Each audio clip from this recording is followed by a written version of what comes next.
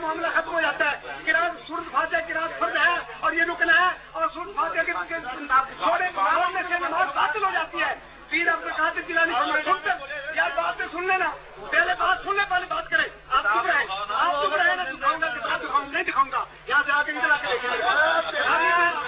دیکھیں, یہاں سے دیکھو کتاب آپ کو دکھانا, یہاں دکھاؤ. سورۃ فاتحہ سنو, آپ کے پیر سنو نا بات. اب میں دکھاتا ہوں, ابھی دکھاتا ہوں. سورۃ یہ دکھائیں گے اس کو, یہ کتاب سنو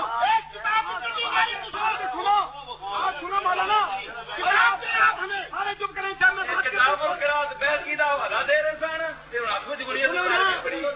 جھوٹ بول رہے ہیں, سنو جس کے نام کی جاری کھاتے ہو,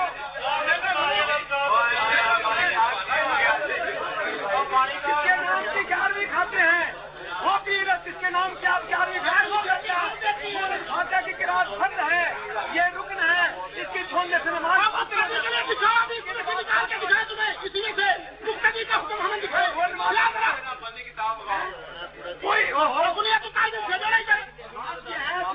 کی بات ہے. کوئی ہو نمازی ہے, وہ نمازی ہو, امام ہو, مقتدی ہو, کوئی شخص ہو, یہ عام حکم ہے. سورۃ فاتحہ کی قراءت فرض ہے اور یہ رکن ہے, اور رکن جو ہے جو توڑنے اور چھوڑنے اس کو سورۃ فاتحہ کی چھوڑنے سے نماز باطل ہو جاتی ہے. یہ آیت جو آپ پڑھ رہے ہیں یہ نماز کے اندر قراءت روکنے سے سورۃ فاتحہ کا, یعنی سورۃ فاتحہ